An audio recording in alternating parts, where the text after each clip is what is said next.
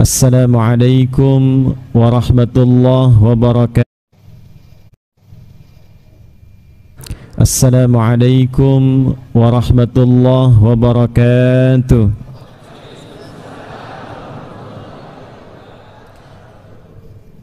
Alhamdulillahi wa kafa, wassalatu wassalamu ala rasulillahil mustafa wa ala alihi wa sahbihi wa man wafa.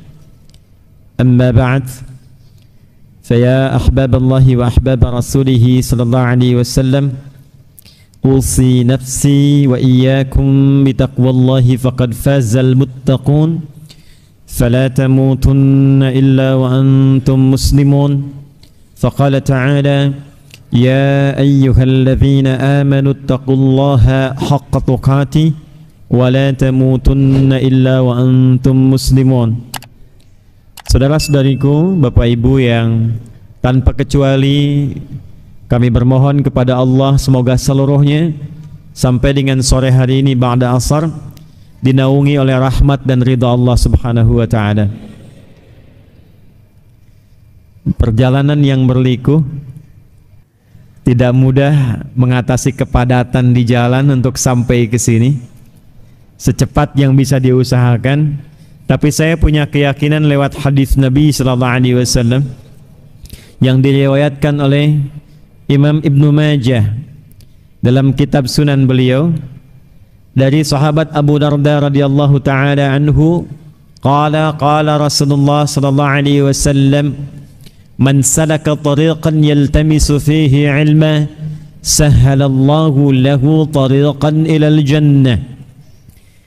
Siapapun yang menempuh perjalanan yang tidak mudah kadang berliku, melewati kepadatan yang tidak ringan dengan tujuan untuk menuntut ilmu walaupun sedikit dia dapatkan, maka semua kepadatan dan seluk-beluk itu akan diganti oleh Allah dengan meringankan langkahnya saat di surga kelak. Hadis riwayat Muslim, nomor hadis 1679, menggambarkan pertemuan kita hari ini di waktu yang tidak biasa, di bulan yang tidak biasa. Maka kita mesti awali dengan paparan Nabi yang tidak biasa, menggambarkan keutamaan di hari ini, sore ini, di bulan ini. Hadisnya diriwayatkan oleh sahabat Abu Bakrah, namanya Nafi' radhiyallahu ta'ala anhu, dari Nabi sallallahu alaihi wasallam. Qala Rasulullah sallallahu alaihi wasallam, inna az-zamana qad istadara ka hayati yawma khalaqa as-samawati wal arda minha arba'atun hurum. Waktu itu telah Allah desain, kata Nabi sallallahu alaihi wasallam, sejak mula penciptaan langit dan bumi itu akan berputar seperti itu saja. Jadi kalau sekarang misal jam 4.30 sore, besok pun nanti akan berputar waktunya sama, ketemu 4.30 lagi. Sore ketemu sore, pagi ketemu pagi, malam ketemu malam. Demikian selanjutnya. Yang merubah keadaan itu perilaku kitanya. Yang menjadikan ada bangunan di kanan, di kiri, kemegahan di depan, di belakang, itu kinerja kitanya. Jadi kalau ada orang-orang yang hanya diam saja, tidak memanfaatkan waktu, tidak digunakan dengan baik, itu disifati oleh Al-Quran sebagai orang yang rugi. Quran surah 103 disebut dengan surah Al-Asr. Asr itu waktu yang mengiringi kegiatan kita. Jadi sekarang pun Asr, nanti pun Asr. Secara momentumnya sekarang sore masa, nanti lail malam, nanti sabah pagi. Tapi setiap waktu yang terjadi itu yang kita isi dengan aktivitas, itu disebut dengan asr namanya. Nah, ciri khas orang beriman, dia mampu menggunakan semua waktunya secara teratur supaya dia tata menjadi kegiatan-kegiatan yang dengan itu melahirkan manfaat-manfaat yang dia rasakan di dunia sampai dengan di akhirat. Jadi menjadi orang beriman itu menjadi orang yang teratur, menata waktu dengan baik. Karena itu di awal sholat, baru saat bangun tidur, kita diminta oleh Allah menunaikan sholat. Sholat pertamanya apa namanya? Ini kebanyakan main lato-lato kayaknya dia. Bunyinya kenceng tak begitu ditanya. Salat yang kita tunaikan pertama kali bangun dari tidur, salat apa namanya? Subuh. Kenapa disebut subuh? Itu ada artinya, ada maknanya. Seakar dengan kata asbah, sesuatu yang siap dengan rencana yang teratur. Jadi kalau orang Arab bertanya kaifa asbahta, itu artinya bukan sekedar bagaimana kabarmu pagi ini, tapi maksudnya engkau punya rencana apa yang akan dieksekusi dimulai pagi ini. Jam 7 engkau mau kemana? Jam 8 ada di mana? Jam 9 apa yang engkau akan kerjakan? Quran surah ke-81 di ayat ke-18. Demikian isyaratnya. Was-subhi idza tanaffas. Dan aku bersumpah demi waktu subuh yang dari mulai waktu itu kegiatan harus mulai ditata sesuai dengan nafas yang keluar dari tubuh kita. Ya, jadi orang beriman itu bangun dari tidur, dia sudah punya rencana yang jelas. Kalau dia tak punya rencana yang dibimbing oleh imannya menjadi baik, maka disebut rugi oleh Al-Quran. Turunlah surah ke-103. Wal asr. Demi waktu yang aku berikan pada setiap manusia untuk beraktivitas. Innal insana, sungguh aku tegaskan kata Allah, manusia yang beraktivitas itu, insan disebutkan 65 kali dalam Al-Quran, menunjuk pada aktivitas manusia yang dijalani. Sungguh manusia yang beraktivitas itu akan berpotensi rugi jika tak mampu memanfaatkan waktu yang diberikan kepadanya. Illalladzina amanu. Illalladzina perhatikan, ini bukan sekedar terjemahan, kecuali orang beriman. Bukan seperti itu menerjemahkannya. Cara memahaminya, orang beriman itu nggak rugi. Orang beriman itu teratur. Jadi kalau orang belum beriman, tidak punya kegiatan yang terukur, wajar, belum beriman. Tapi kalau sudah beriman, kata Allah, imannya membimbing dia untuk teratur. Kegiatannya teratur, dari ujung kepala sampai ujung kaki teratur, tatapannya teratur, nggak boleh sembarangan menatap. Beriman. Qul lil mu'minina yaghuddu min absarihim. Muhammad sallallahu alaihi wasallam viralkan, kata Allah. Nah, terjemah kekinian viralkan, ya. Kan kalau sudah viral, like, share, and subscribe, ya. Kata Allah, viralkan pada setiap pria-pria yang sudah punya iman. Pandangannya mesti teratur. Ketika yang dipandang itu tak baik, palingkan. Ghaddul basar, palingkan. Berbicaranya teratur. Ya ayyuhalladzina amanu, hei semua orang yang telah beriman, la yaskhar qaumin qaum, jaga lisanmu. Bicara yang baik saja, atur. Kata Nabi, man kana yu'minu billahi wal yaumil akhir falyakul khaira aw liyasmut. Katakan yang baik saja. Diatur kata-katanya, jangan menyinggung orang, jangan menggunjing orang, jangan gibahkan orang. Saya tidak, Ustaz. Bagus, nggak seperti ibu itu tuh. Sama itu. Jadi kita itu makhluk teratur sepanjang kita beriman. Bicaranya nggak boleh sembarangan. Berjalannya teratur. Wa ibadur rahmanil ladzina yamshuna 'alal ardi hauna wa idza khatabahumul jahiluna qalu salama. Jalan insan beriman tuh hamba Allah yang penyayang, kata Quran tuh teratur jalannya. Nggak mungkin mampir ke tempat-tempat yang tidak jelas. Pandangan teratur, pendengaran teratur, lisannya teratur. Keluar dari sini lihat reklame, ada sesuatu yang tak boleh dipandang, imannya membimbing dia, palingkan. Ghaddul basar, gak boleh dilihat. Lisannya istighfar, wasari'u ila maghfirah, astaghfirullah. Harusnya tidak seperti itu. Dan antara pandangan dan lisan tidak ada yang terlambat. Astaghfirullah. Salah ini. Itu orang beriman. Karena itu kalau sudah beriman, itu konsisten beramal soleh. Perhatikan, illalladzina amanu wa amilus. Nah, jadi sejak bangun tidur itu, insan beriman itu digambarkan dalam Al-Quran sudah punya rencana-rencana positif. Jadi berbanggalah sebagai orang muslim yang beriman. Dari malam itu udah siap-siap, Pak, Bu. Nabi mengajarkan, hei sebelum tidur evaluasi dulu yang kemarin. Fa idza faraghta fansab. Kemarin sholatnya berjamaah berapa kali?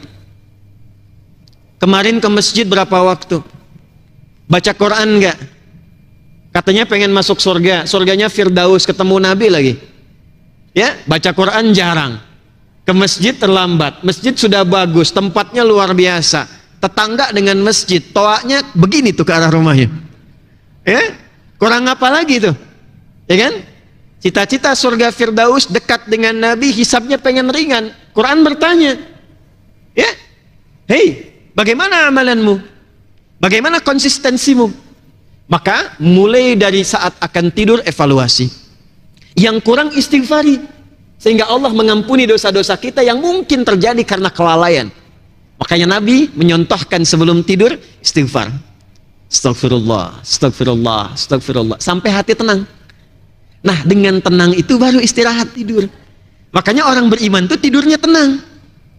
Kalaupun meninggal pada saat itu, meninggalnya pun tenang juga. Ya ayyatuhan nafsul mutmainnah. Coba deh Pak Ibu, seperti sederhana ini. Sebelum tidur istighfar, istighfar, istighfar, sampai merasakan ketenangan. 70 itu bilangan banyak yang kadang tidak menunjukkan real 70. Maksudnya apa? Sampai lisan merasakan nyaman, hati merasakan tenang. Pusing 7 keliling, keliling Citra Grand. Apakah sampai 7 kali keliling? Tidak. Saking pusingnya gitu ya.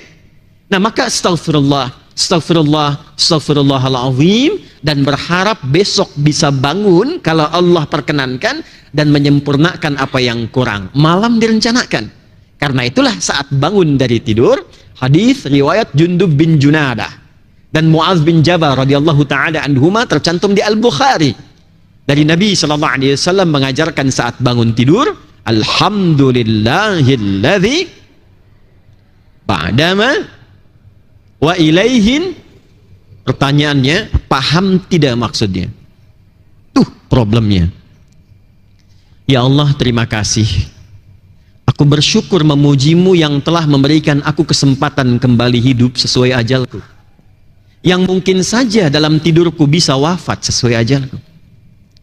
Berikan bimbingan kepadaku ya Allah di hari ini, ilaihin nusyur. Nusyur itu menyebar untuk kembali. Berikan bimbingan kepadaku supaya aku bisa mencari bekal. Kalau pulang di hari ini sudah siap aku pulang. Itu maksudnya.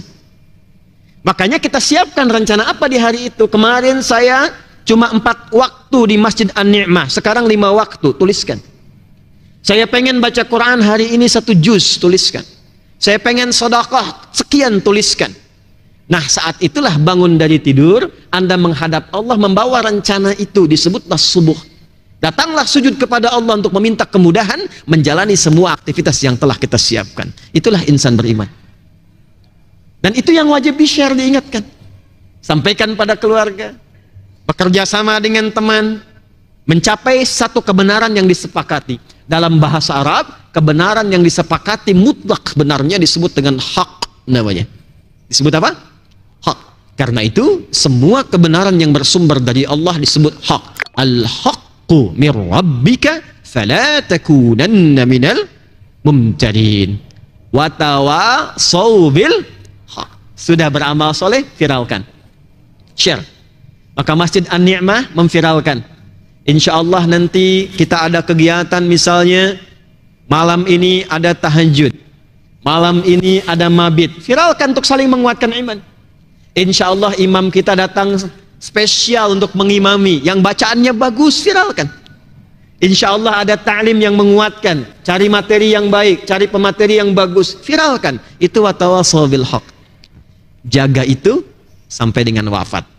Silahkan, yang pengusaha berusaha, yang diplomat berdiplomasi, birokrat teruskan, arsitek teruskan, yang mengajar lakukan, konsisten dengan itu, watawasaw bis sabar, maka dia akan hidup dalam kemuliaan sampai dia berpulang kepada Allah.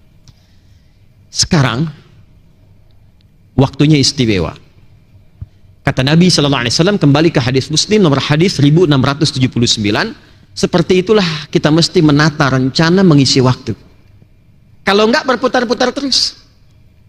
Nah, di antara akumulasi waktu itu nanti ada sehari jadi pekan. Pekan jadi bulan. Bulan jadi tahun. Kata Nabi, setahun itu ada 12 bulan. Dari 12 itu ada 4 yang istimewa, khusus untuk berlatih mengevaluasi diri.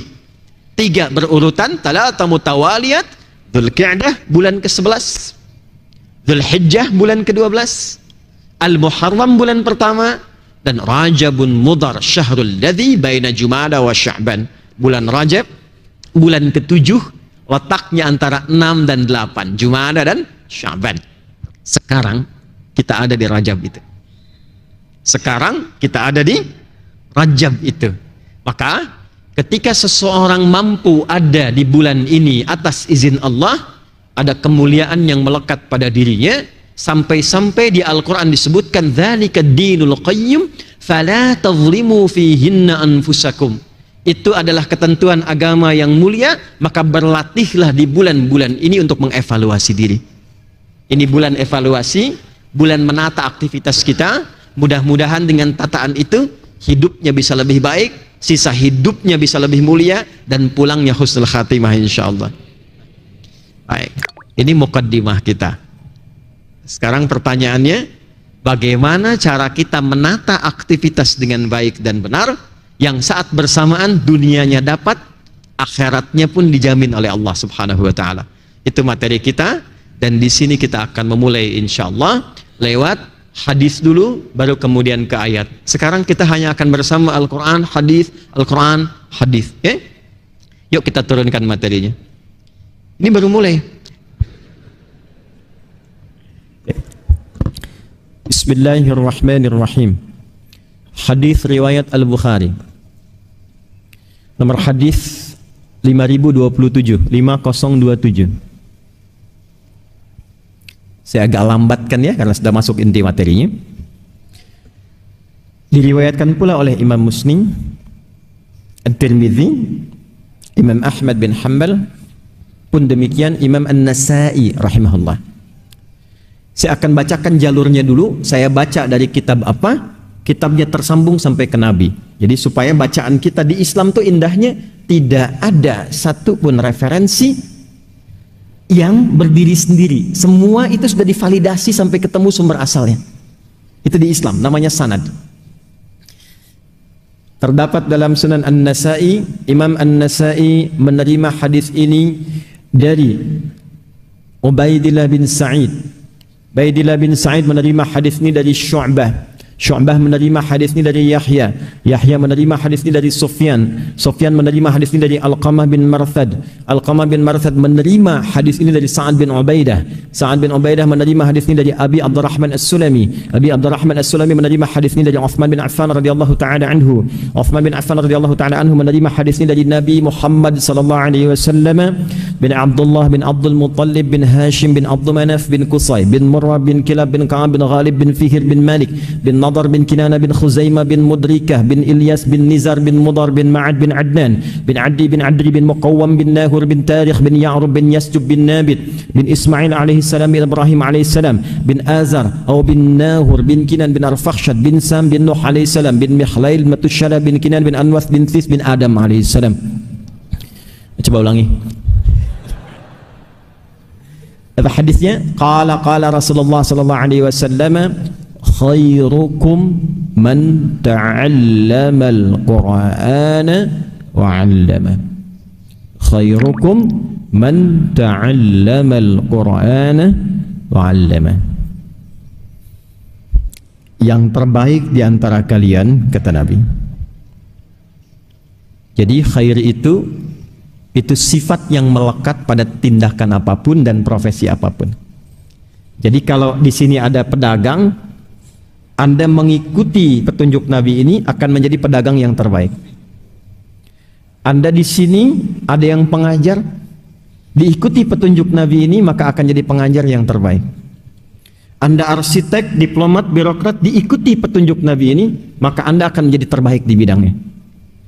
Dan ini kisahnya bukan sekedar cerita, tapi sudah kenyataan yang terwariskan. Tidak ada satu pun di era Nabi yang belajar dengan Nabi mengikuti panduan ini kecuali mereka menjadi terbaik di masanya dan diwariskan kurikulum ini pada generasi setelahnya. Siapa yang kenal Umar sebelum belajar dari Nabi? Siapa yang kenal Uthman? Abu Bakar As-Siddiq. Tapi masanya sudah berlalu selama 15 abad, sampai sekarang orang masih mengenal dan mencari kisahnya. Dari mana bisa viral dan sukses demikian? Kuncinya di sini. Man ismun mausulun yadullu 'alal fardiyatil 'ammiyah. Kata sambung konjungsi kadang menunjuk pada subjek atau objek secara personal. Jadi kalau di Quran ditemukan man atau di hadis disebutkan man, artinya tawarannya bersifat personal kepada setiap orangnya, nggak dibedakan sama sekali. Karena itu saya sedang mengartikan siapapun. Ya, kan yang sekarang suka ada yang mengartikan barang siapa. Nah, saya agak menghindari penerjemahan barang siapa, karena sampai detik ini saya belum menemukan memang itu barang punya siapa gitu. Jadi saya lebih memilih siapapun, besar, kecil, tua, muda, yang ingin jadi yang terbaik. Maka syaratnya kata Nabi 2. Berapa syaratnya? 1, ta'allamal Qur'an. Ta'allamal Qur'an. Mau belajar isi Al-Quran dengan sungguh-sungguh serius. Mau belajar Al-Quran dengan serius. 1. Nanti kita akan lihat rahasianya. 2, wa'allamah, dan mempraktekan atau bahkan mengajarkan apa yang ia telah pelajari itu. Belajar kandungannya dengan sungguh-sungguh serius. Lalu setelah dipahami, dipelajari, praktikan, bahkan ajarkan kepada orang lain apa yang telah dipahami itu. Ada apa di balik rahasia ini? Kenapa mesti Al-Quran? Itu yang coba kita akan turunkan di pertemuan sore ini, tentang rahasia besar Al-Quran yang mengantarkan pada kesuksesan berkehidupan. Baik, dan ini sudah nggak perlu diriset karena sudah dibuktikan dalam kehidupan kita. Kita mulai dengan Quran surah kedua Al-Baqarah di ayat ke-38.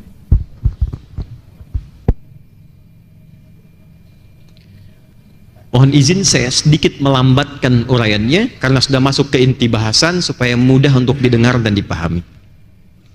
Quran surah kedua Al-Baqarah di ayat ke-38. Paling kanan sebelah atas di mushaf standar. Qul nahbitu minha jami'a. Adam, Hawa, sekarang misi kalian di bumi akan dimulai. Siap-siap turun ke bumi. Fa imma ya'tiyannakum minni huda. Maka bersamaan dengan dimulainya misi kalian di bumi menjadi khalifah di bumi, turun, aku akan berikan pedoman berkehidupan. Tugasnya apa? Ini pedomannya. Ini kurikulum hidupnya. Jadi tidak ada satupun kegiatan Nabi Adam alaihissalam di bumi kecuali oleh Allah dibimbing supaya mudah dikerjakannya. Bersamaan dengan turun, ini pedomannya. Dalam bahasa Al-Quran, pedoman itu disebut dengan hudan namanya. Apa namanya? Saya tulis di sini ya. Faman tabi'a hudaya fala khaufun 'alaihim wala hum yahzanun. Jika pedoman ini diikuti,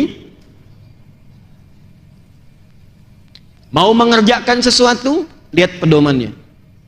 Mau melakukan aktivitas tertentu, lihat pedomannya, praktekkan. Jika itu diikuti kata Allah, aku jamin semua aktivitasmu ya Adam plus keturunanmu, karena nanti bentuknya berubah jamak.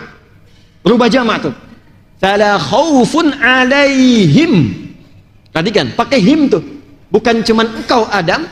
Pedoman ini kalau diikuti anak cucumu, aku jamin semua aktivitas mereka akan lekat dengan dua hal saja. Fala khaufun 'alaihim wala hum yahzanun. Semua kegiatannya akan menenangkan, tenang. La khauf, tidak gelisah, artinya tenang. Wala hum yahzanun, dan tidak bersedih, menyenangkan, senang. Masya Allah. Di kantor senang, di rumah senang, dengan bertetangga senang, di sini, di sana, di mana-mana, dan tenang. Jadi sebetulnya desain kehidupan aktivitas di bumi ini menyenangkan. Apapun yang dikerjakan itu menenangkan dan menyenangkan. Seharusnya bekerja itu tidak banyak gelisah, tenang. Kalau tidak menenangkan, berarti ada pedoman yang tidak dilihat. Seharusnya di rumah tangga itu menenangkan. Kalau tidak pernah tuntas dan nggak pernah hadir ketenangan, maaf Pak, mungkin bukan yang banyak hartanya yang kurang. Mungkin bukan kurang tinggi kedudukan. Mungkin yang terjadi kurang dibaca pedomannya, sehingga tidak siap menyelesaikan persoalannya. Sejak Nabi Adam diturunkan, sudah ada hudannya. Nabi Adam selesai meninggal, muncul keturunan baru dari beliau, berkomunitas, komunitas. Quran surah ke-49 ayat ke-13. Tafsir dari Quran surah ke-4 ayat pertama. Kita mulai dengan Quran surah 4 ayat 1, saya agak cepat. Ya ayyuhan nasu taqu rabbakumul lati khalaqakum min nafsi wahidah. Hai semua manusia, bertakwalah kepada Rabbmu yang telah mencipta engkau dari bapa yang satu, Adam. Alladzi khalaqakum min nafsi wahidah, Adam. Wa khalaqa minha zawjaha. Adam diciptakan pasangannya Hawa. Wa batha minhuma rijalan katsiran wa nisaa. Dari Adam dan Hawa itu muncul keturunan. Jadi kalau kita mau teliti, kita yang hidup sekarang, itu kalau dicari genealoginya pasti tersambungnya cuma ke Adam dan Hawa. Jelas ya? Tidak ada yang ke hewan. Karena ada yang pengen keturunannya dari monyet katanya. Kita ke Adam, ke Hawa. Karena itu kita disebut dengan Bani Adam. Disebutkan 7 kali dalam Al-Quran. Ya Bani Adam. Nah, Bani Adam ini itu cuma 2 jenisnya, nggak ada yang ketiga. Dia menyebar kemanapun cuma 2. Pindah ke Quran surah 49 ayat 13. Ya ayyuhan nasu, hei semua manusia, anak cucu keturunan Adam dan Hawa. Inna khalaqnakum min dzakari wa untha. Aku ciptakan kalian dengan keagunganku cuma 2 jenis. 1 dzakar laki-laki, 2 unta perempuan. Jadi anak cucu Adam itu cuma 2, kalau bukan laki-laki perempuan.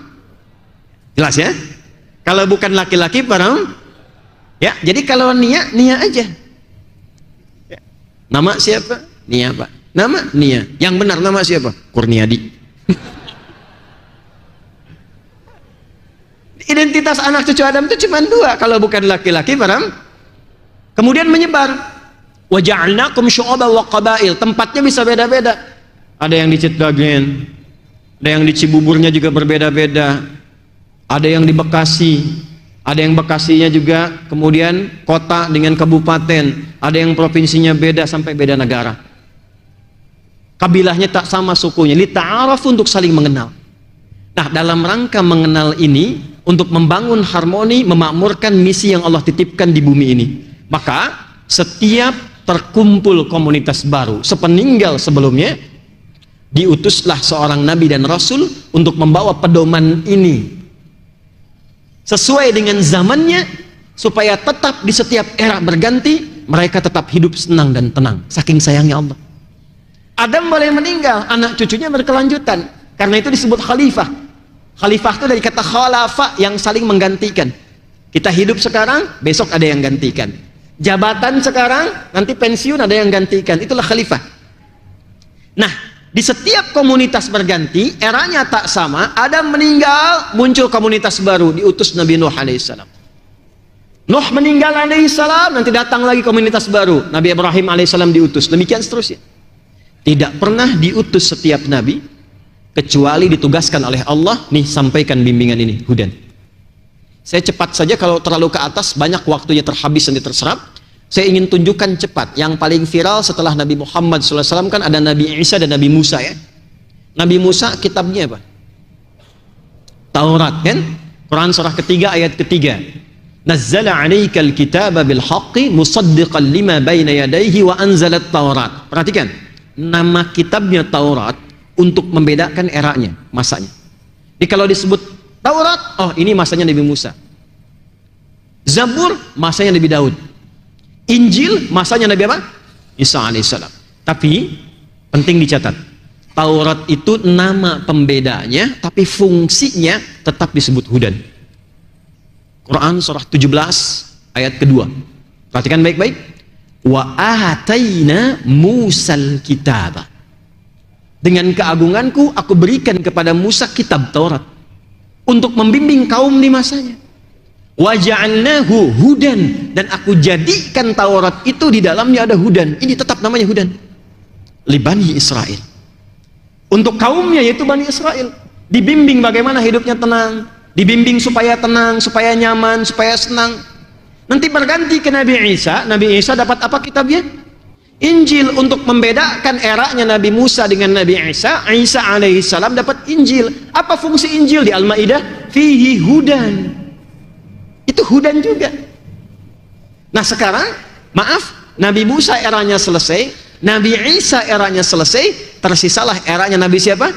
Muhammad sallallahu alaihi wasallam. Karena beliau penutup para nabi dan rasul dan penutup kehidupan sampai dengan berakhir, maka diberikan kitabnya yang paling spesial oleh Allah, dan fungsinya kembali ke sini hudan. Karena nabinya spesial, maka kitabnya diturunkan di waktu yang paling spesial. Malamnya jadi spesial, harinya spesial, bulannya spesial. Malaikat yang bawanya naik pangkat langsung ke tingkat tertinggi Sayyidul Malaikah. Tempat turunnya langsung diberkahi. Itulah Al-Quran. Malamnya, Quran surah 97, Inna anzalnahu fi lailatil, bersamaan dengan turunnya Al-Quran, semua amalan yang dikerjakan di waktu itu naik statusnya, pahalanya lebih dari 1000 bulan. Jadi kalau Anda ngaji Quran cuman satu huruf, nun, pas bersamaan malam itu langsung ketiduran, itu nunnya sama dengan baca nun lebih dari 1000 bulan. Kalau dikonversi 83 tahun tanpa henti. Nun, nun, nun, nun. Dan satu hurufnya berapa pahala? Berapa pahala? 10. At-Tirmidzi nomor hadis 2010. Man qara'a harfan min kitabillahi falahu asyru hasanat. Siapa yang baca satu huruf dari Al-Quran, dia dapat 10 kebaikan. Fadilahnya ini. Turun kemudian di harinya Jumat. Jumatnya naik status Sayyidul Ayyam. Turunnya di Ramadan. Ramadannya turun langsung diberkahi oleh Allah Subhanahu wa ta'ala. Diturunkan lewat malaikat Jibril. Jibrilnya naik status langsung jadi Sayyidul Malaikah, pemimpin para malaikat. Turun di Mekah, Mekahnya langsung diberkahi. Turun di Yathrib, yang tertinggal langsung jadi maju kotanya Al-Madinah Al-Munawwarah. Al-Quran turun dimanapun, ada dimanapun, memberikan ketenangan pada pembacanya dan memberikan aura kebaikan di lingkungan tempat sekitarannya. Demi Allah saya katakan, Pak, Bu, yang DKM An-Nikmah nih ya, coba bikin program hafalan Quran di sini. Jangan jauh-jauh Pak, pesertanya anak komplek aja dulu yang muslim. Di sini. Silahkan Anda perhatikan. Demi Allah saya katakan, ketika ada 1-2 orang hafid ada di tempat ini saja, maka keberkahan akan dilimpahkan di lingkungan tempat ini. Nggak cukup dengan amin, coba dulu. Tes dulu. Di Quran itu unik, baru baca aja udah tenang. Nggak percaya silahkan Pak, ini udah mukjizat. Antum ibu misalnya sedang punya masalah nih, daripada bikin status yang nggak jelas, yang nggak mendatangkan solusi dan diupload di media sosial, Citagren mendung ya, saya ada solusinya. Lebih baik Anda ambil wudhu, bukan mushaf ngadep kiblat, itu baru pegang mushaf sudah tenang.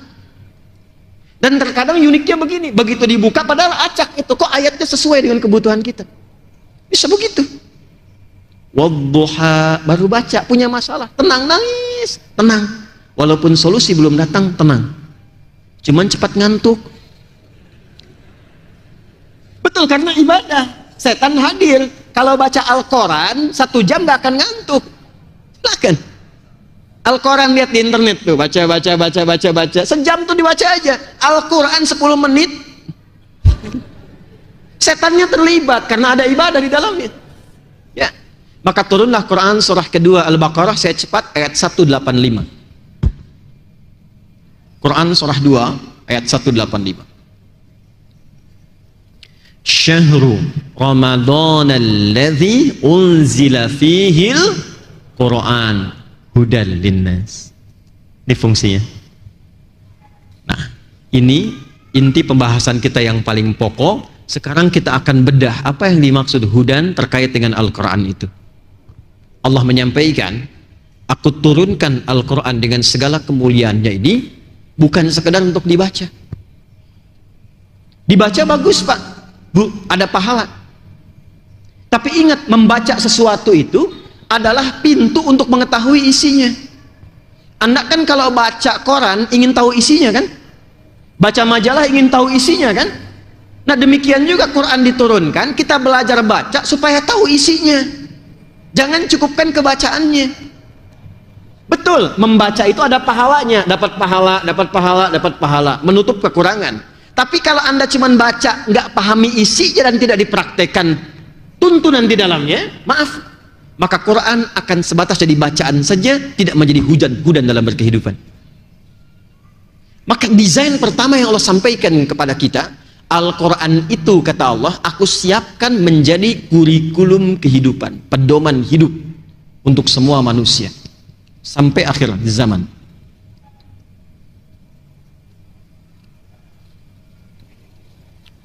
Ini ada TV Pak, kanan kiri, bagus. Saat diinstal pertama kali ada pedomannya kan? Kalau nggak diikuti pedomannya bisa nyala nggak? Teratur tidak? Handphone Anda bagus-bagus, ada buku petunjuk kan? Kalau Anda menyalahi petunjuk itu, handphone bisa error dan rusak. Anda beli mobil baru semahal-mahalnya, nggak dibaca pedomannya, rusak. Semua butuh pedoman. Nah, Al-Quran ini dari Al-Fatihah sampai An-Nas ternyata bukan bacaan biasa. Di situ semua inti kehidupan kita. Jadi kita mau bergerak apapun, di situ ada petunjuknya. Karena itu Allah ajarkan turunnya. Kenapa sampai 23 tahun kurang lebih? Supaya terasa Quran itu hidup dalam hidup bermasyarakat. Ada peristiwa, bimbingannya ayat ini. Ada kejadian di rumah tangga, bimbingannya ayat ini. Di kantor ada persaingan yang tidak wajar, bimbingannya ayat ini. Sedang belajar supaya cepat hafalannya, tidak mudah lupa, ayatnya ada ini. Sudah berkeluarga menambahkan keturunan, bimbingannya ini.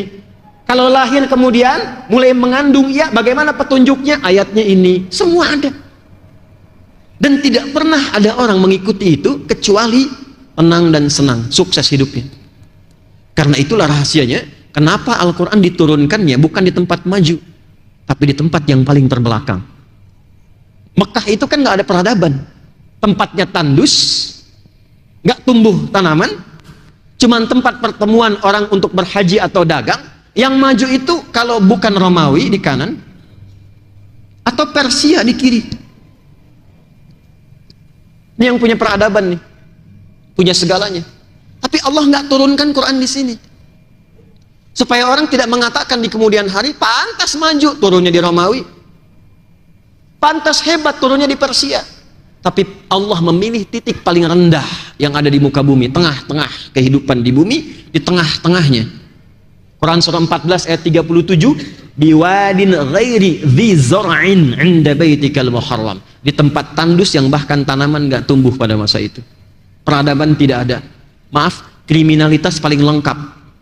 Jadi kalau Anda ingin mencari di masa itu seorang pencuri, itu sekampung bisa pencuri semua. Pemabuk sudah nggak aneh Pak, paling amatir. Sering saya sampaikan, pada masa itu yang mabuk paling amatir 5 kali sehari.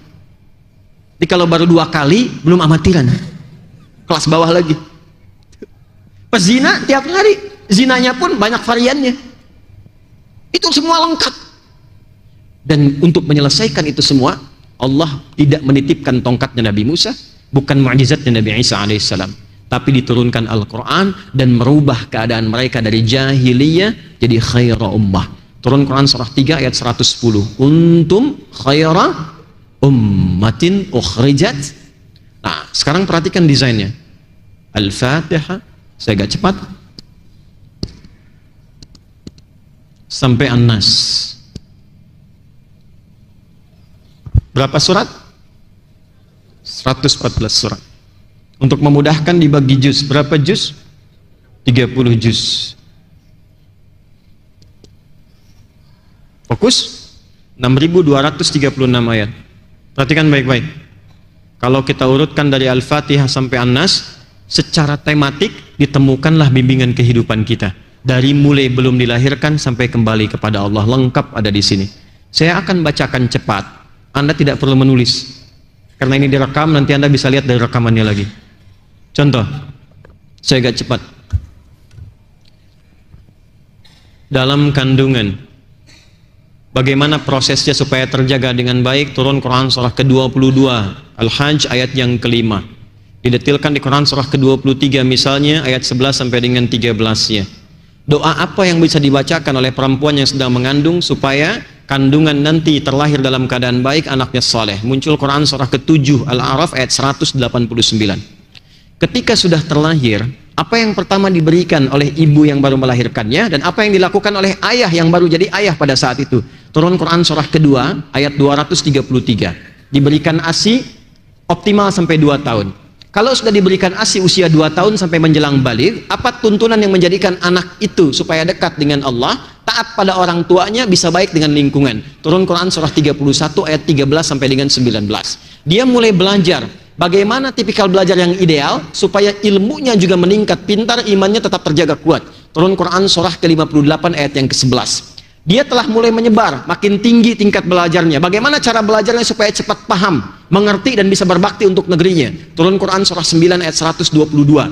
Muncul kedewasaannya, kenal dengan pasangan jenisnya, mulai tertarik. Apa yang dilakukan? Turun Quran surah keempat ayat keempat. Langsung lamar, berikan bagiannya. Langsung nikah. Bagaimana cara menikahnya? Quran surah 30 ayat ke-21. Terjadi pernikahan, apa yang menjadi hak dan kewajiban suami istri supaya paham apa yang dilakukan? Turun Quran surah keempat ayat 34. Apa tugasnya suami? Dasarnya mencari nafkah. Turun Quran surah kedua ayat 168 yang standar. Kalau ingin cepat, turun Quran surah kedua ayat 172.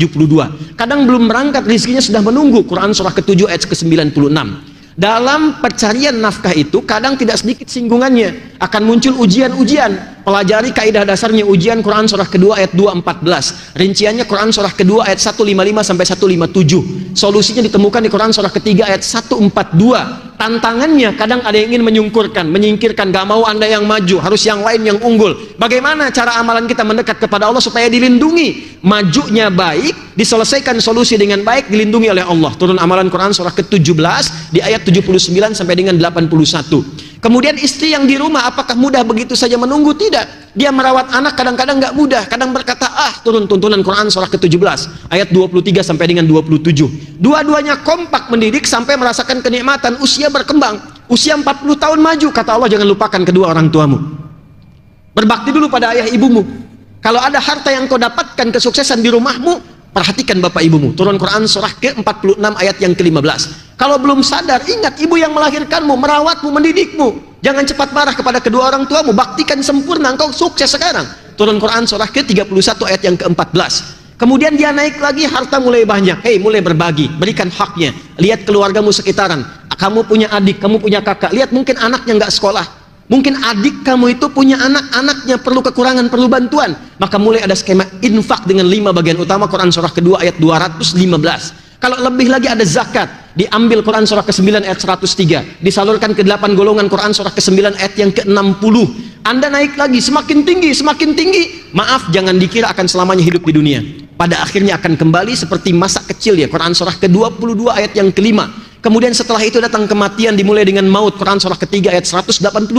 Yang bawa mautnya malakul maut. Quran surah ke-32 ayatnya malakul maut. Quran surah ke-32 ayat yang ke-11. Cara ngambilnya kalau ingin tenang, Quran surah ke-89 ayat 27 sampai dengan ayat yang ke-30. Ketika meninggal itu masuk ke alam kubur, bagaimana suasana di kubur supaya kita bisa siap-siap? Quran surah ketiga ayat 169 sampai dengan 172. Ada lagi detailnya di Quran surah kedua ayat 153 sampai dengan 154. Lalu bagaimana menunggu di situ sampai kembali kepada Allah? Maka akan terjadi kiamat. Turun satu surah ke-75 dengan namanya Al-Qiyamah. Maka di situ akan ada hisab. Saat dihisab itu ada penentuan, ada surga, ada neraka. Yang ingin ke surga dijelaskan dengan sempurna. Nih yang pengen surga Firdaus, Quran surah ke-23 di ayat 1 sampai dengan 9. Yang pengen di taman surga, Quran surah ke-51 amalannya ayat 15 sampai dengan ayat ke-23.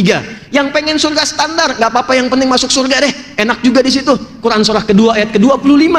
Jangan macam-macam. Selain surga hanya ada neraka. Jangan sampai engkau nestapa. Bagaimana ancamannya supaya kita bisa hindari? Neraka yang paling ringan dicelupkan sedikit, seharinya 1000 tahun, 1 detiknya 48 hari, langsung hangus hancur semuanya. Turun Quran surah keempat ayat ke-56. Kalau dia orang-orang yang terakumulasi keburukannya, ingkar kepada Allah, munafik sifatnya, maka ditempatkan yang paling dasar di neraka jahanam. Turun Quran surah keempat ayat 140.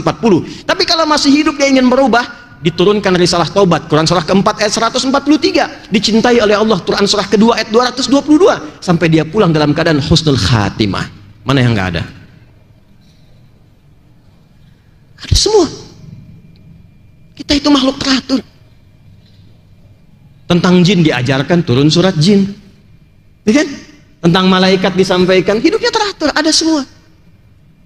Nah dulu cara orang berinteraksi dengan Al-Quran, kata Abu Abdurrahman As-Sulami, tadi disampaikan hadisnya, mereka belajar Quran dengan Nabi itu dengan serius, pendekatannya yakin sebagai kurikulum hidup, bukan sekedar bacaan. Kalau cuma bacaan nanti sifatnya begini, simpan di rak-rak itu, dibaca nggak tuh? Dilihat, dilewatin, yang penting baca.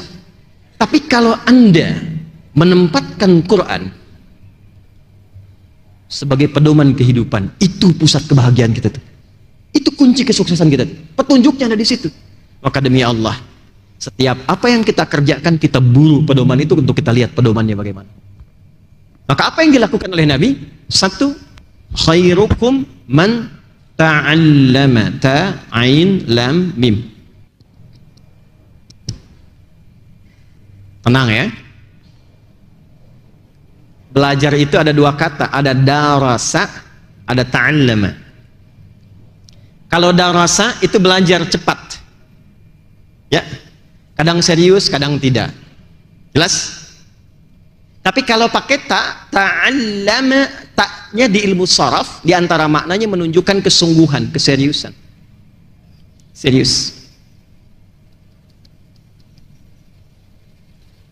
Jadi kalau ingin belajar Quran, kata Nabi, mesti serius. Sungguh-sungguh, istimewa kok menentukan kebahagiaan hidup kita. Serius.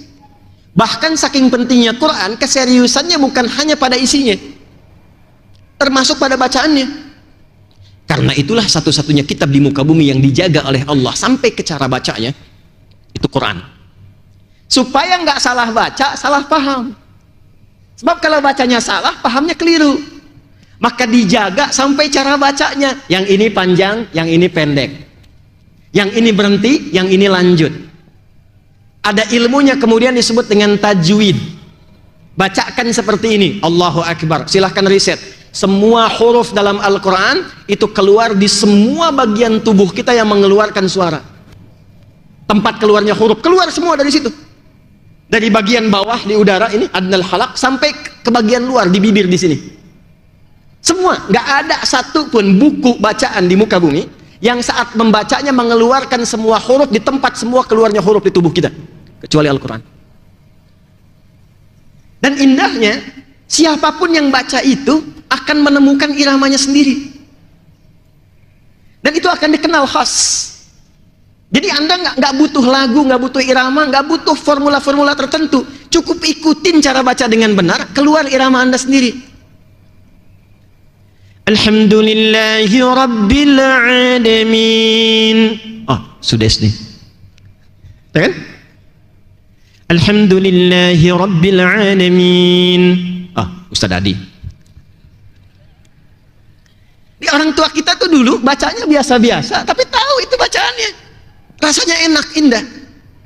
Karena itu beda Quran dengan formulasi musik. Ya, nggak ketemu gelombangnya. Di zaman Nabi itu sudah ada musik. Kumpulnya di syair. Udah ada langgam syair namanya. Ada 16 langgam. Ada namanya tawil. Tawilun lahudun al-buhuri fadailu fa'ulun mafa'ilun fa'ulun mafa'ilu kifana baqi min dhikra habibin wa manzili bisaqtili wa bainad dakhuli fahawmali. Ada rajas. Mustaf'ilun mustaf'ilun mustaf'ilun mustaf'ilun mustaf'ilun mustaf'ilun صوت الصفير البلبل هيج قلبي الثميل الماء والزهر مع الزهر لحظ المقلي fa anta ya sayyidali wa sayyidi wa maulali fakam tajummuni ghazayyinun uqayqali qataftuhu min waznatin min fi'li hadzal rajuli faqala la la la la faqad ghada muharwili wa wal walad wali ya wailali faqultu wa tuwalwili fabayyinul lu'ali qalat lauhina kadza in harwadi dzulmu qali kahatan kaqailali tatabuli. Ada? Halo? Madid mufa'alatun fa'ilatun tala'al badru alaina min thaniyatin. Itu asalnya syair, ada rumusnya, tapi Quran beda. Gak pernah ada orang jahiliyah baca Quran pakai formula syair, gak ada. Coba lihat, tala'al badru alaina, iramanya dipakai baca surat ad-duha misalnya, wadduha wallaili idza saja. Nggak ada baca begitu, karena sudah ada rumusan yang terjaga. Jadi nggak usah kreatif. Jahiliyah jahiliyahnya nggak pernah baca Quran pakai irama musik, karena mereka tahu beda. Jadi nggak usah maksa. Jadi imam di masjid An-Ni'mah salat maghrib, iyyaka na'budu wa iyyaka nasta'in, bubar jamaah. Alam nashrah laka sadrak, bubar. Dan gak enak ke telinganya. Enak. Jadi tujuan ada ilmu tajwid itu bukan untuk melahirkan irama supaya mudah dibaca dengan benar, paham isinya, tapi jadi pembeda akhirnya. Karena saat dibaca jadi obat, syifa. Makanya kenapa dijaharkan baca, supaya menguatkan kepada jiwa. Nanti penyakit hati hilang. Itu nggak bisa berobat Pak ke apotik. Antum berobat ke apotik tuh, di sana ada poli gigi, di sana ada poli mata, poli telinga. Yang nggak ada cuma 2, poli hati 1. Tanya, saya pusing dok, apa yang dirasakan? Kepala saya penat kayak vertigo. Gejalanya apa? Itu kalau tetangga saya dia beli mobil baru, saya penat sekali. Nggak ditemukan obatnya. Ada.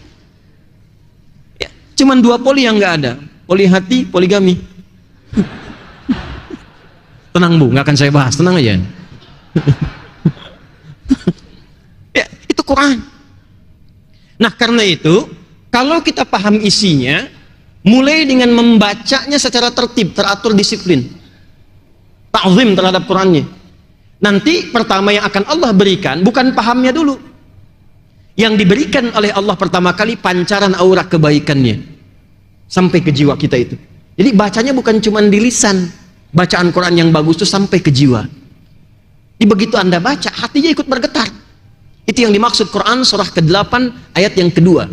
Innamal mu'minuna alladzina idza dzukirallahu wajilat qulubuhum. Perhatikan, wa idza tuliyat 'alaihim ayatuhu zadatuhum imana wa 'ala rabbihim yatawakkal.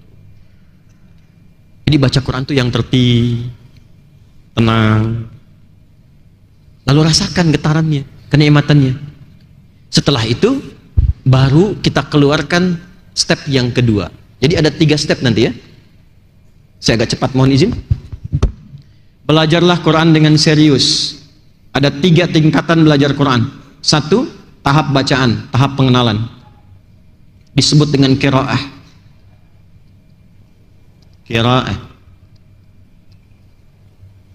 Ini nggak butuh paham, karena baru mengenal. Ilmunya disebut dengan tajwid, cara membaca Quran dengan baik dan benar. Ikuti dulu. Allahu Akbar, baru kita membaca saja itu sudah mendapatkan apresiasi langsung dari Nabi. Setiap hurufnya 10 kebaikan, setiap huruf 10 pahala. Izin, yang disebut pahala itu bukan pendapatan dunia yang kita bisa raba sekarang, tidak. Itu value untuk bekal pulang ke akhirat. Ditampakkannya sekarang ilmu yakin, informasinya meyakinkan. Nanti ada ainul yakin saat sakaratul maut, ditampakkan. Hakul yakin saat pulang ke akhirat. Ya, jadi kelihatan nanti saat akan meninggal, ditampakkan. Ya, kalau ingin cepat lihat ya silahkan ya, tapi kan sesuai ajal gitu ya. Nah, pelan-pelan. Ini tips dari saya. Yang Nabi sampaikan, setiap hurufnya itu 10 kebaikan. 10 pahala itu, 1 keduanya 500 tahun, 2 ketiganya 500 tahun, tinggi nilainya. Dan rumusnya di hadis Muslim, pahala dan dosa itu saling nutup. Jadi kalau ada orang berbuat kesalahan, dia berbuat kebaikan, salahnya ditutup sama yang baiknya seketika. Jelas? Kalau Anda rajin baca Quran, menjaga diri dari keburukan dan menjaga diri dari perbuatan maksiat, begitu ada salah yang tak sengaja langsung tertutup. Nah, cara bacanya, kalau mendapatkan guru yang ketat, berbahagialah. Bersabar dulu di 20 ayat pertama, selanjutnya kesananya itu bisa lebih mudah. Coba lihat ya, misal ini dari bagian bawah nih, supaya tercakup semua pembahasannya. Ini bagian bawah yang mengeluarkan suara, namanya adnal halaq di sini. Ada hamzah, alif dan ha. A, ha. Keluar sampai di bibir, itu ada mim wa uba. Diwakili oleh Al-Quran alif, lam, mim. Nanti ke sini ada ha misalnya. Di dalam ada kha. Nanti ke sini nih, di lidah ada lam misalnya. Sampai keluar ke bibir. Itu semua huruf 28 sampai 29 huruf keluar dari tempat ini semua. Tapi di antara itu ada yang paling sulit, ada yang menengah, ada yang biasa. Contoh. Zal, za. Dengan dal. Sulit mana? Satu atau dua? Zal atau dal? Bukan. Sulit yang kedua, dal. Karena dal itu butuh energi dari dalam dikeluarkan, infijar, bahasa tajwidnya qalqalah. Dal, qaf, ta, ba, jim, dal, hurufnya 5. Tapi kalau zal cuman di sini, da,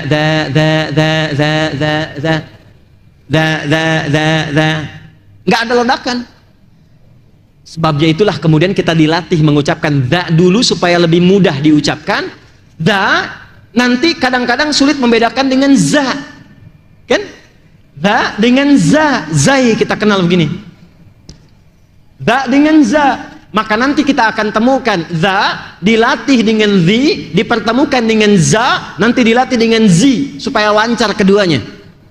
Alif lam mim za,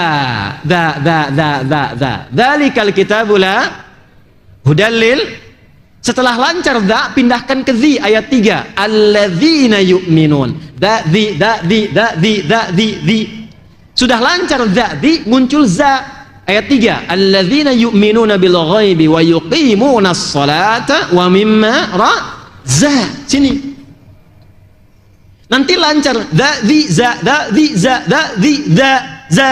Maka muncul zi dan zi ayat 4. Walladzina yu'minuna bima zi. Itu indahnya Quran. Dilatih lidah kita. Jadi kalau kita sabar mengaji 20 ayat, itu kesananya lebih mudah. Makanya kalau di sini ada yang ngajarkan Quran ketat gurunya, alhamdulillah ya Allah, terima kasih. Ibu udah jauh-jauh datang, bu. 30 menit, udah bu, pulang, besok lagi kesini lagi. Nanti dikumpulkan di Al-Baqarah saat masuk ayat 71-72.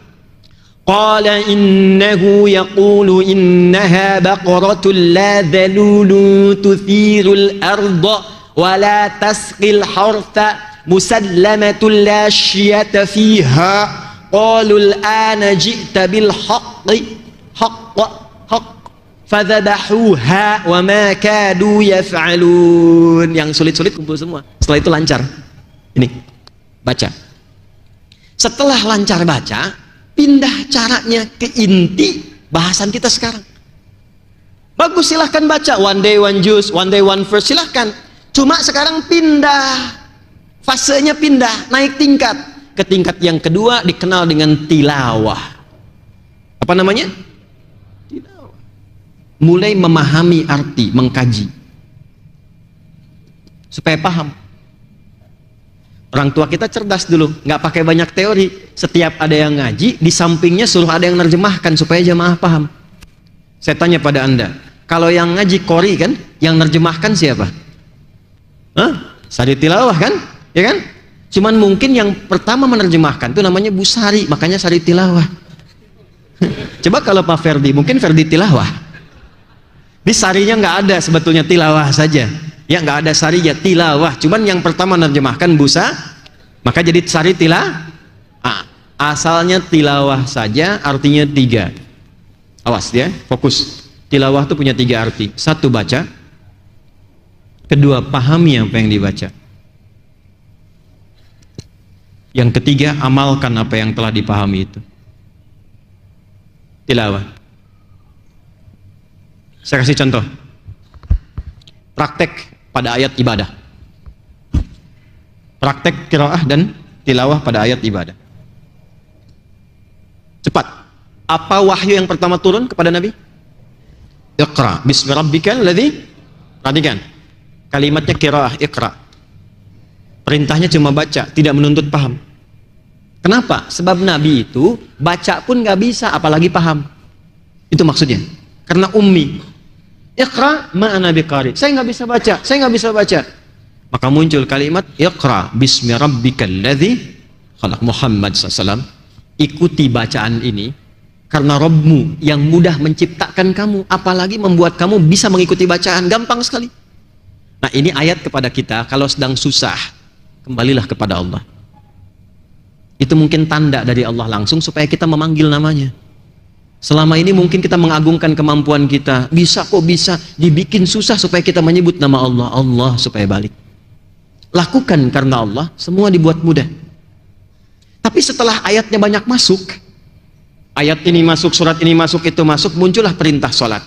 Ketika muncul perintah sholat bermakna ibadah, kalimatnya berubah dari qiraah jadi tilawah. Turun Quran surah ke-29 ayat ke-45. Anda hafal tengahnya tapi nggak dibaca awalnya. Quran surah ke-29 ayat 45.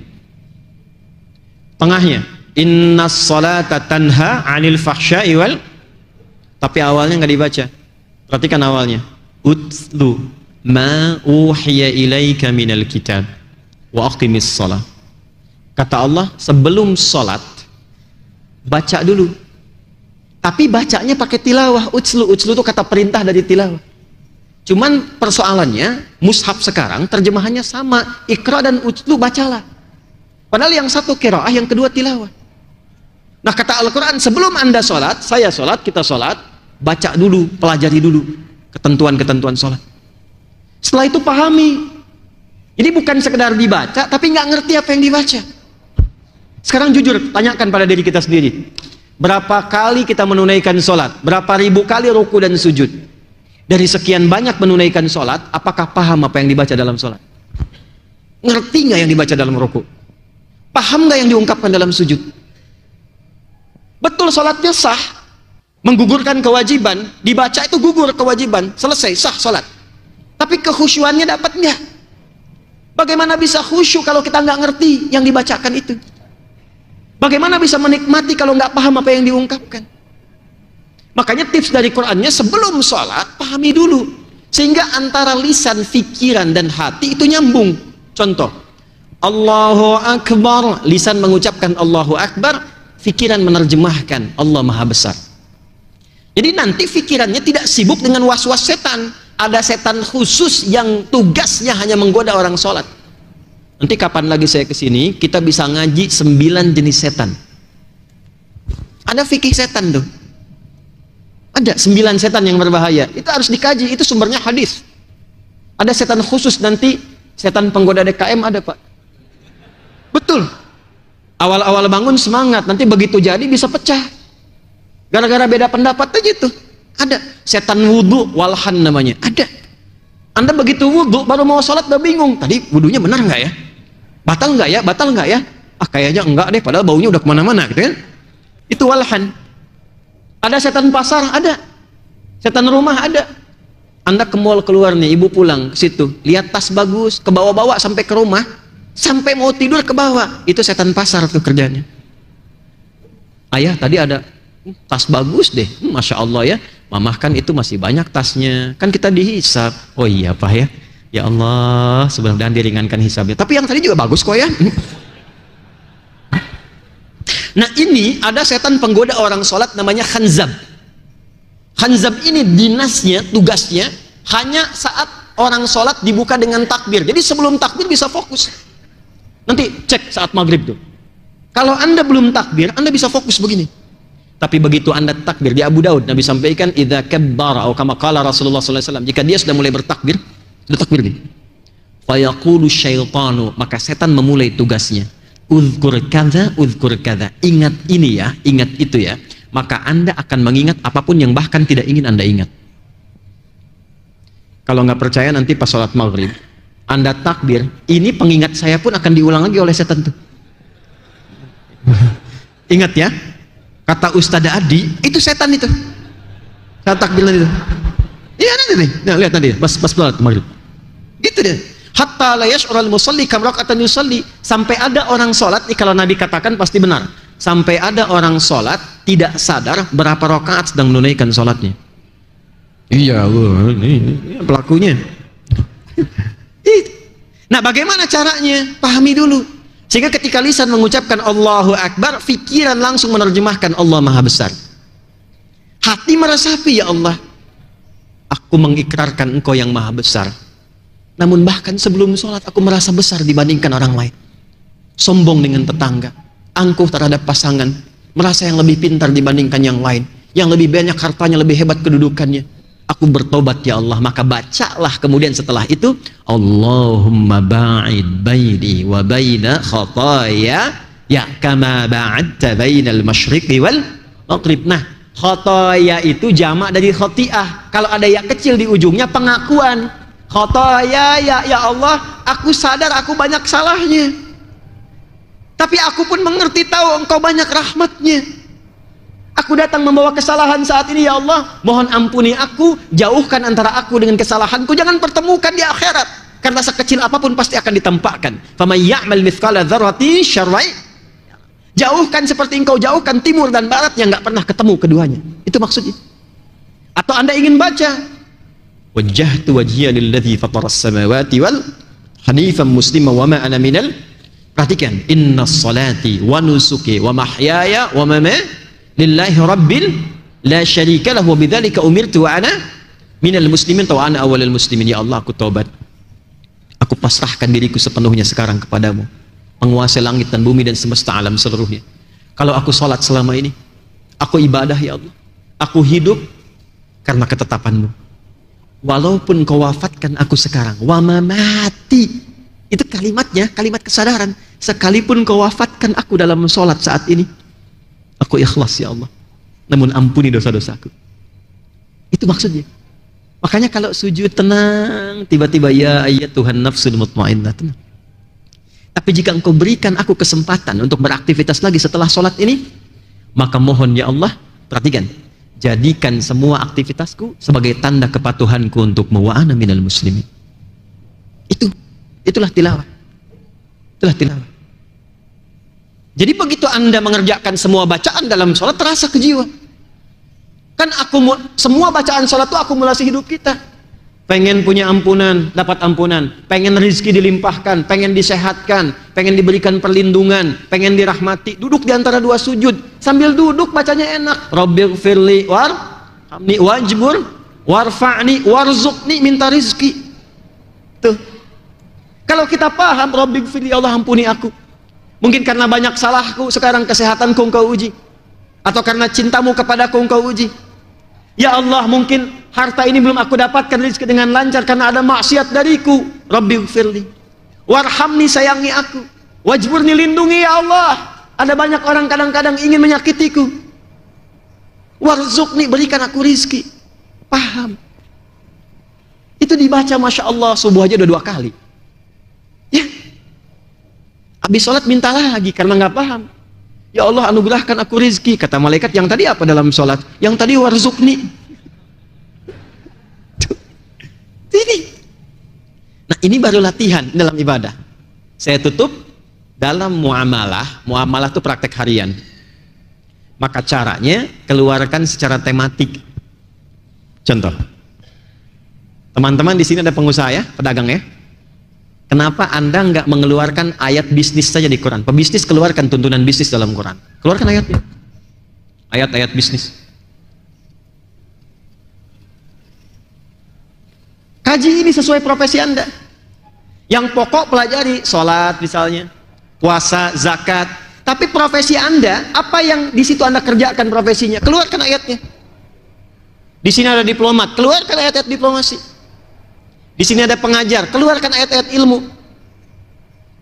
Nah, topik ini berhasil dirinci oleh para imam-imam besar, sampai mereka membuat rincian contohnya dan petunjuknya dari Nabi langsung. Ada ayat ini teknis mengamalkannya bagaimana, ada ayat ini detailnya seperti apa prakteknya. Maka di antara imam yang mengumpulkan semua itu dan menuliskan di kitab, di bukunya, sampai jadi panduan yang kita baca sampai dengan saat ini mudah diakses, namanya Al-Imam Al-Bukhari.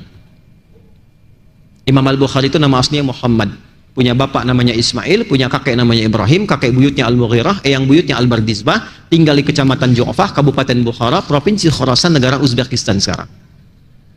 Karena bukan dari Arab, maka ada tradisi mengenalkan wilayah, menunjukkan Islam sudah sampai ke tempat saya. Maka rumusnya tambah al di depannya, ujungnya ganti dengan i. Saya dari Bukhara, saya Al-Bukhari. Imam Nawawi dari Banten, ana Nawawi Al-Bantani. Syekh Yasin dari Padang, ana Yasin Al-Padangi. Syekh Ahmad Khatib dari Minangkabau, ana Ahmad Khatib Al-Minangkabawi. Ya. Pak Ferdi misalnya dari Citragen, mau umrah, mengenalkan ke Mekah, ana Ferdi Al-Citrageni Al-Jaka Sampurnai Al-Bekasi. Nah, Imam Al-Bukhari menulis kitab. Masih ingat nama kitabnya? Sahih Al-Bukhari.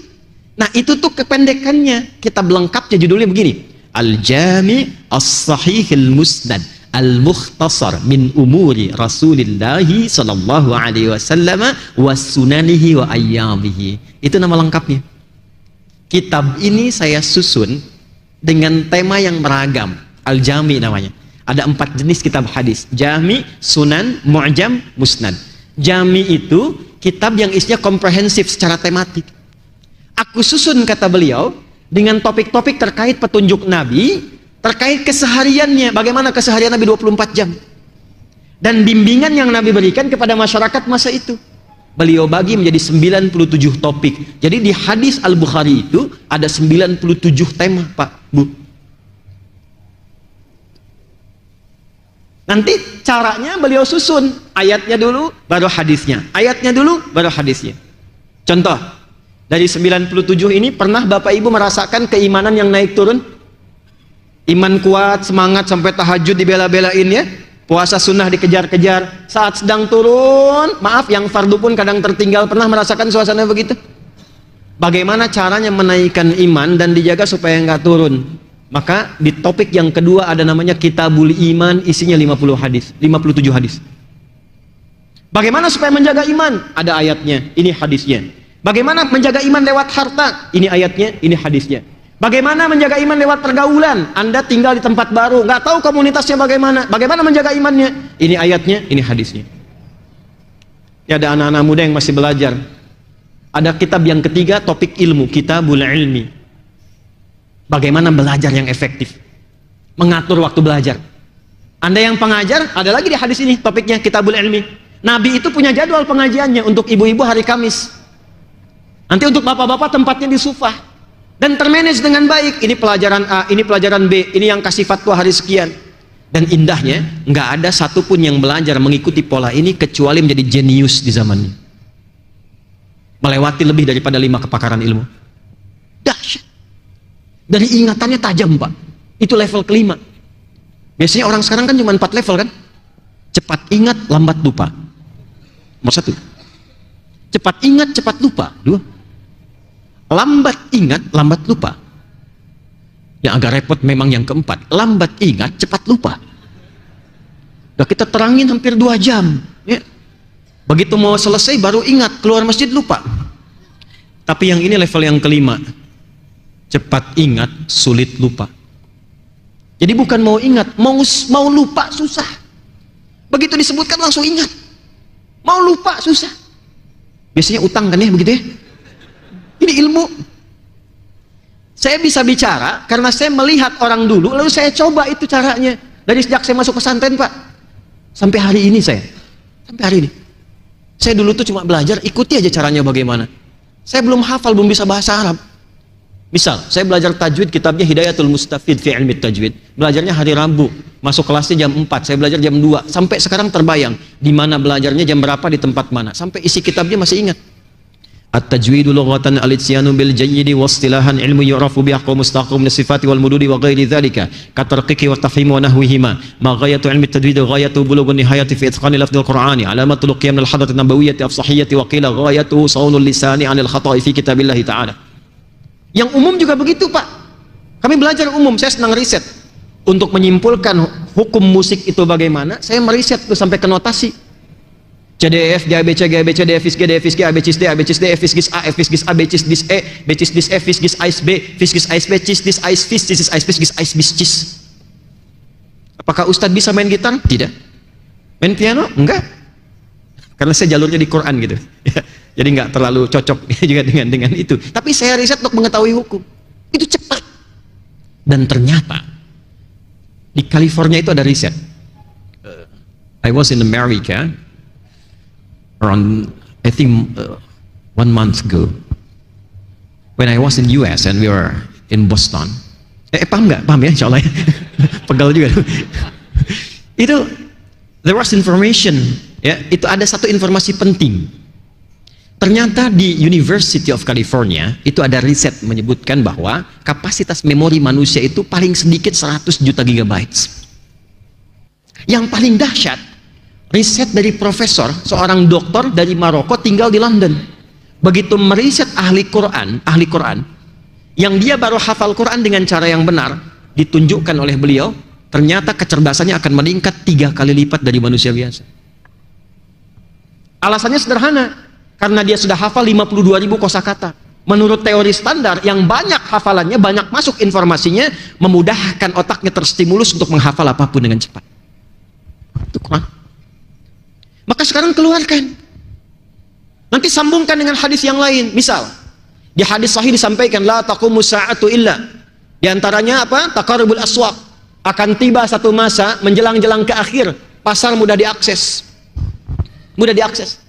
Dulu ibu berangkat ke pasar pakai ojek, pakai angkot, pakai mobil, turun belanja. Sekarang keluarkan handphonenya, klik datang. Hadisnya ada. Isyarat ke situ. Kenapa Anda tidak bikin teknologinya sekarang?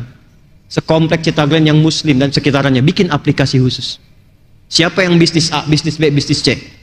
Yang butuh klik ke situ. Roda perekonomian berputar di situ. Dapatkan di situ, supply-nya ke situ, demand-nya di situ berputar. Praktekkan ininya. Lalu sambungkan ke Masjid An-Ni'mah. Bikin aplikasinya, zakatnya langsung klik masuk ke sini. Infaknya klik masuk ke sini. Masjidnya punya database, siapa yang kekurangan di sekitaran ini? Dibuka setiap Jumat. Bikin database-nya, siapa yang dokter di sini? Siapa yang pengusaha? Jadi diumumkan yang sakit, yang nggak sempat ke rumah sakit, insya Allah hari ini dokter A yang akan memberikan bimbingan. Gratis. Hidup masjidnya. Itulah Quran. Itulah hadis. Dulu begitu. Maka orang senang ke masjid, ditunggu, jamaah itu ditunggu, datang berangkat kenalan. Datang ini datang sholat berangkat pulang, datang berangkat sholat pulang, nggak kenal siapa yang duduk di sampingnya. Itu bukan jamaah namanya. Jelas? Nah, inilah Quran. Jadi mulai sekarang cara berinteraksinya, keluarkan topiknya, keluarkan temanya. Bapak yang di kesehatan, yang dokter, yang perawat, ya, yang di bidang itu ada Kitabul Marid. Nanti ada yang di militer misalnya, ada lagi tuntunannya. Yang di pemerintahan, birokrat, diplomat, ada Kitabul Imarah. Semua ada. Keluarkan. Nah, itulah Al-Quran sebagai petunjuk berkehidupan. Saya tidak menginginkan setelah ceramah ini, Quran itu hanya tersimpan dalam bentuk tulisan di mushaf. Hidupkan dalam perilaku. Keluarkan dalam bentuk akhlak. Katanya ngaji, tapi kok lisannya masih senang mencaci. Kok bisa pulang pengajian mencela temannya yang lain? Belajar apa? Di Quran kan katakan saling menyayangi, saling bersatu. Wa'tasimu bihablillah, bersatu, wala tafarraqu, jangan terpecah belah. Mana prakteknya? Bicara yang baik-baik, mana prakteknya? Jauhi pencurian, jauhi korupsi, mana prakteknya? Cukuplah kembali kepada Quran, maka Quran akan membimbing kita menjadi manusia mulia yang dirahmati oleh Allah Subhanahu wa taala. Jelas sampai sini? Paham? Baik, kalau sudah dipahami, saya kira ini adalah pengantar awal kajian saya berada di masjid ini. Dan mudah-mudahan juga bukan menjadi kunjungan yang terakhir ke sini untuk kita bersilaturahim. Jadi mudah-mudahan awalnya dibuka dengan Al-Quran, dan insya Allah menjadikan kita jamaah di dunia dan jamaah di akhirat bersama Rasulullah SAW. Saya tutup hadisnya, khairukum, jika ingin jadi orang baik, man ta'allamal Qur'ana wa 'allamah. Pelajari Quran dengan sungguh-sungguh, ajarkan, hidupkan, praktekkan dalam kehidupan kita. Ya, insya Allah di sini rutin jamaah ada berapa, Pak? Ada yang belajar Quran, mengkaji full ya? Lihat sini. Step terakhir menghafal. Sebelum saya tutup, saya minta 5 menit sedikit. Bacaan sudah, qiraah, tilawah sudah, terakhir menghafal. Hafalan. Antum pebisnis, mau rapat, mana petunjuk Qur'annya? Bawa mushaf kelamaan. Hafalin ayatnya. Ibu bawa ayat ke rumah tangga, hafalkan. Dijamin oleh Allah, Quran itu satu-satunya kitab suci yang mudah dihafalkan. Insya Allah kita sudah praktekkan. Bahkan ada orang yang hafal Quran itu cuma 25 hari, 30 juz, 24 hari. Ada yang rekor saat karantina di tempat kami di At-Taisir 14 hari. Dan lintas usia, ada yang 50 tahun, ada yang 82 tahun, ada yang 70 tahun, ada yang 25 tahun, ada yang 22 tahun. Ternyata mudah untuk dihafalkan. Maka step yang ketiga adalah al-hifdzu, menghafal Quran. Kalau sudah sampai ke level ini, Allah akan berikan hadiah yang istimewa. Di dunianya dijaga oleh Allah, anaknya hafal, ayah ibunya diberikan keberkahannya.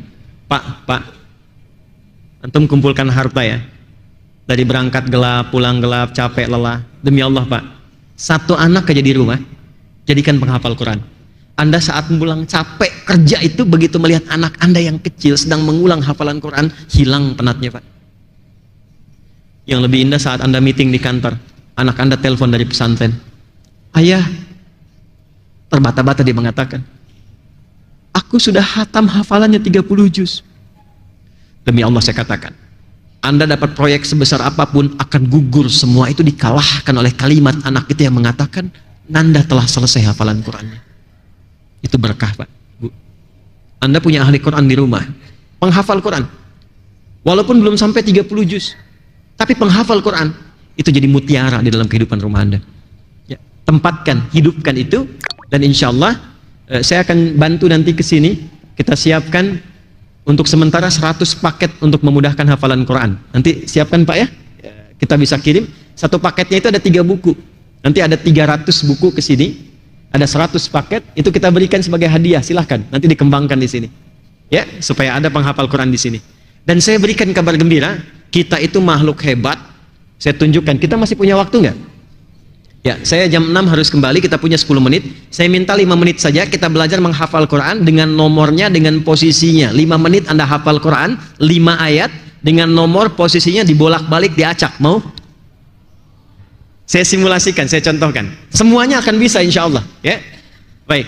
Pilih, mau Al-Baqarah atau An-Naba? Al-Baqarah aja ya. Ya, An-Naba kan biasa ya. Al-Baqarah. Ya, saya contohkan nih. Bismillah. Baru pertama datang, angin datang sendiri, nerangkan sendiri, tulis sendiri, menghapus sendiri. Masya Allah. Masya Allah. Alhamdulillah. Masjidnya nikmat betul, yang hapus sendiri, nerangin sendiri. Masya Allah. Alhamdulillah. Jazakallah khair. Kita punya waktu sampai jam 6. Perhatikan baik-baik. Kita akan keluarkan 5 ayat saja. Dan saya tunjukkan kepada Anda betapa mudahnya Quran dihafal. Nanti kalau hari Quran, kita bisa kumpul sama-sama di Istiqlal. Ya. Ya, nggak apa-apa. Jazakallah khair ya. Masya Allah. Alhamdulillah. Saya bikin gini dulu ya. Oke. Ibu kelihatan, Bu, ini? Kelihatan, hebat. Belum saya tulis sudah kelihatan ya. Cuma di masjid ini yang belum ditulis sudah kelihatan. Luar biasa. Jamaah milenial ya. Lihat sini. Kita ambil 5 ayat dulu Al-Baqarah. Baik, lihat baik-baik. Posisinya kiri. Mana? Saya tulis di atasnya kiri. Gini ya, kalau saya mengajar menyebutkan posisi, itu bukan ingin menunjukkan saya hafal letak ini, bukan. untuk menggambarkan interaksi dengan Quran kita itu utuh. Di saat ngimamin itu terbayang mushafnya di depan kita. Saat mau mencari cepat aksesnya itu maksudnya, ya. Dan tidak harus seperti itu, ya. Lihat sini. Posisinya di mana? Kiri. Ini kalau saya sebutkan begini, satu, ini di atas berarti ya. Kiri atas. Mana? Atas. Baik. Ini dua di sini. Kalau saya sebutkan tiga berarti kiri tengah, apa? Tengah. Ini ya, tengah kan? 4. 5 berarti kiri apa? 1, 2, 3, 4, 5. Pelan-pelan. Saya tuliskan supaya cepat saya sebutkan potongannya saja. Nanti kita pas 5 menit lagi kita coba. Lihat sini. 1 alif lam mim. Apa? Ya. 1 apa? Alif lam. Baik. Ayat berapa? 1. 1 alif. Baik. Posisinya kiri. Baik. 2 dzalika. Apa? 2 apa? 2 apa? 1. Baik. Baik. 3 alladzina. Baik. 3 apa? 3 apa?